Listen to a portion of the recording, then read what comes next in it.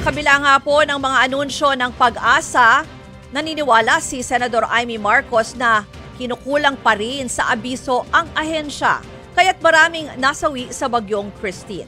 Narito po ang report ni Maricel Halili. Pag-asa ang sinisisi ni Senador Amy Marcos kaya maraming namatay sa bagyong Christine.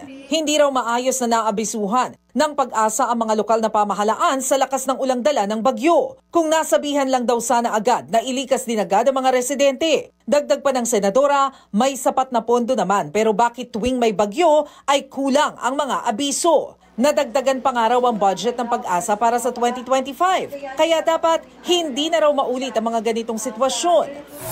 Sinigundahan naman si Senador Amy ng kapatid niyang si Pangulong Bongbong Marcos. Utos ng Pangulo sa Pag-asa, pagbutihin pa ang kanilang warning system para makapagbigay ng napapanahong babala sa mga tao. Bukod sa Pag-asa, nagbilin din si PBBM sa ibang ahensya na unti-untiin ang paglalabas ng tubig sa dam para hindi lumubog sa baha ang mga nasa mababang lugar. Gayon din ang pagpapaganda ng infrastruktura.